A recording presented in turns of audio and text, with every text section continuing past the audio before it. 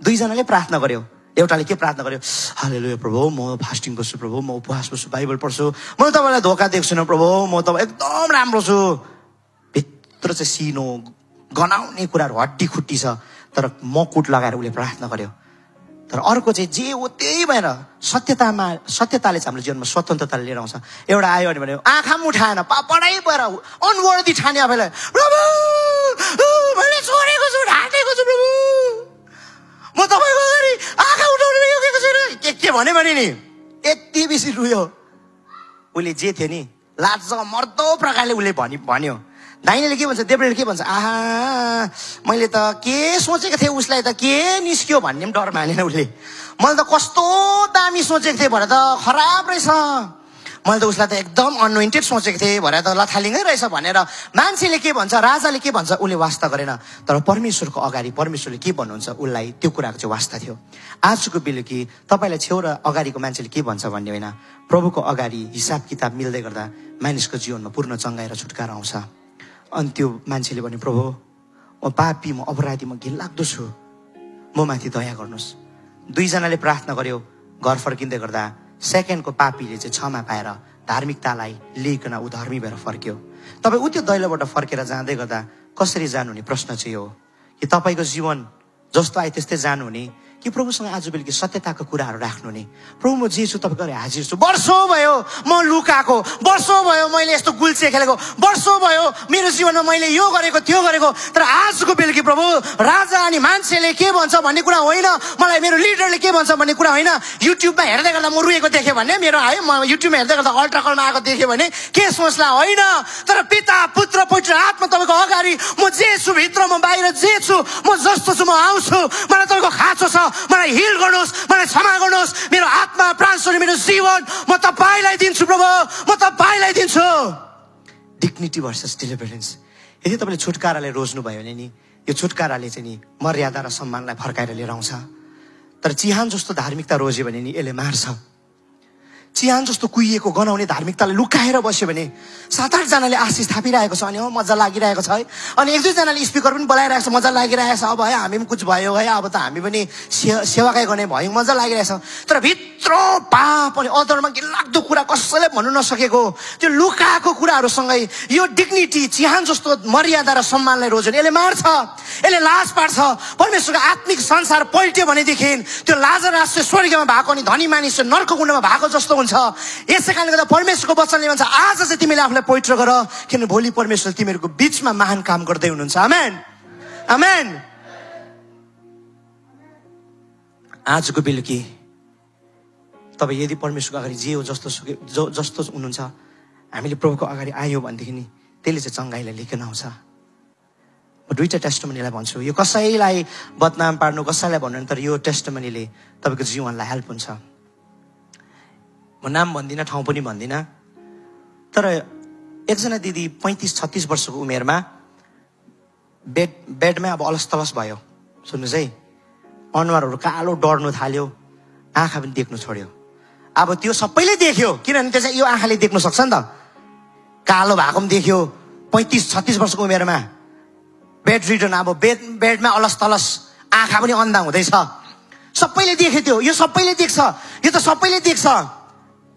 अनि उहाँको मण्डलीले प्रार्थना गर्न थाल्यो। एक दिन मेरो भाइ र म बोल्दै थियौँ, अनि त्यो भाइले भन्यो, दाजु एकदम प्रभुमा राम्रो छ त्यो भाइ, अनि मलाई यो लाग्छ उसकै मण्डलीको, अनि त्यो दिदी अबोर्सनमा गर्भपातमा इन्भल्भ छ जस्तो लाग्छ।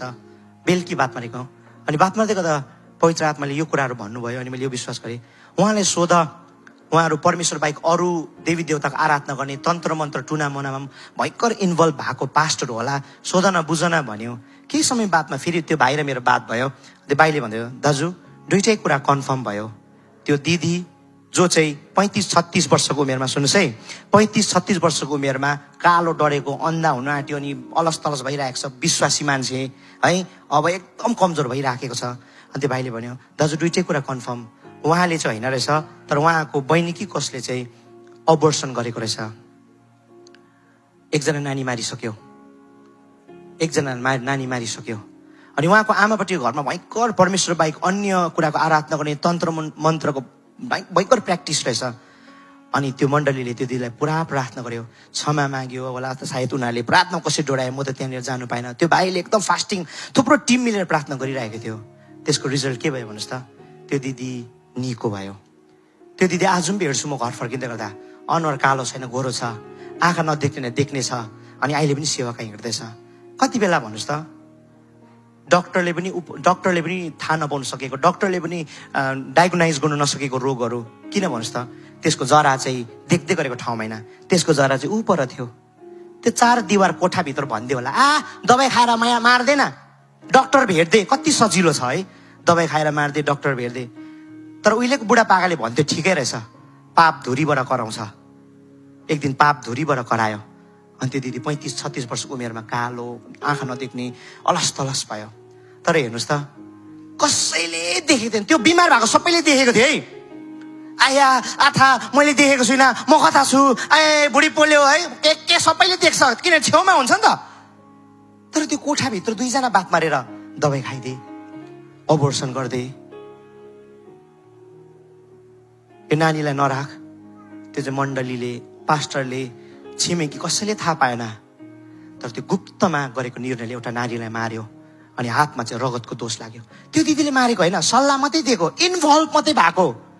मार्नु र मार्नुमा सल्लाह दिनु हत्याराकै पाप लाग्छ। अनि त्यो पापले चाहिँ त्यो दिदीको जीवनमा रोगलाई लिएर आयो, त्यो पापले चाहिँ त्यो दिदीको जीवनमा अन्धोपनलाई लिएर आयो।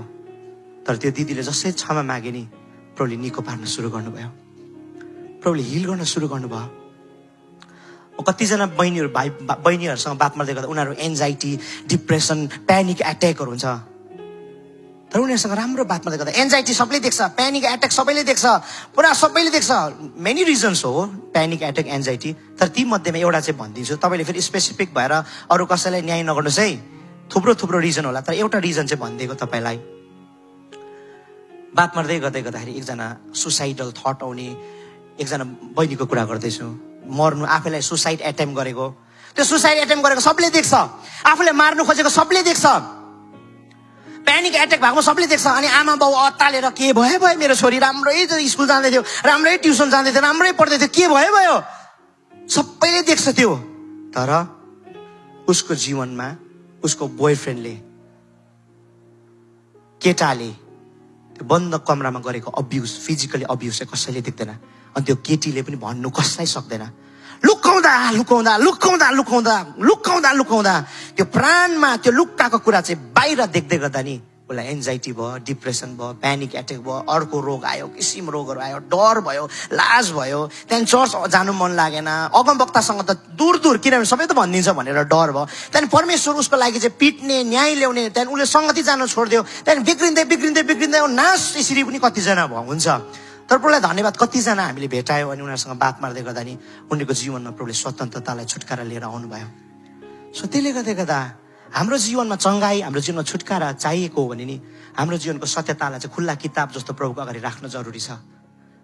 हितोपदेश 28:13 भन्छ, अधर्म लुकाउनेको उन्नति हुँदैन, तर जसले मानिलिन्छ अनि छोडिदिन्छ उसले परमेश्वरको निगाहलाई देख्छ।